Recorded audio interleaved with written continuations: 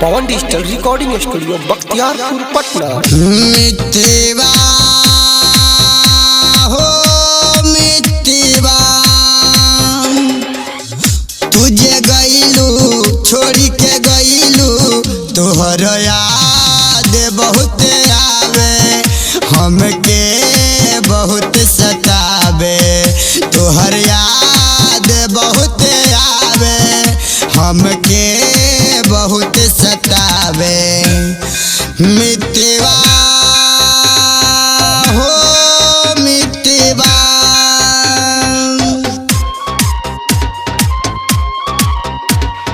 Music by Golu और आप सुन रहे हैं डीजे अमन।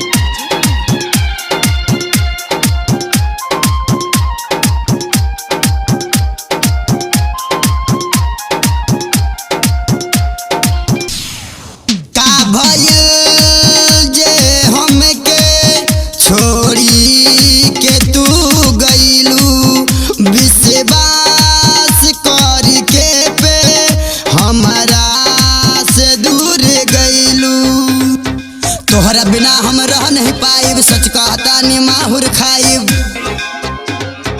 तोहरा बिना हम रह नहीं पाइब सच कहता नी माहुर खाइब तोहके कैसे भुलाई तोहरो याद बहुत आवे हमके बहुत सतावे मितवा हो मितवा।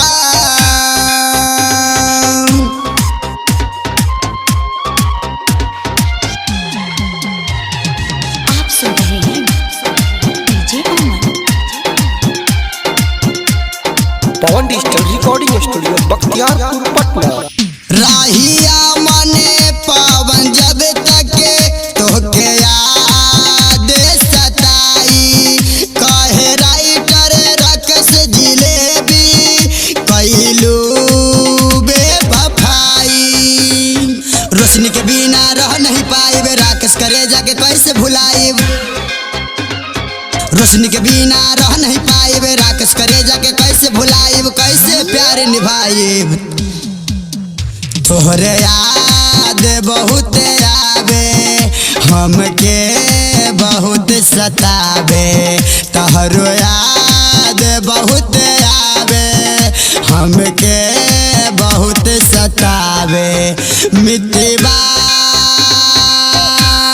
हो मितवा। पवन डिजिटल रिकॉर्डिंग स्टूडियो बख्तियारपुर।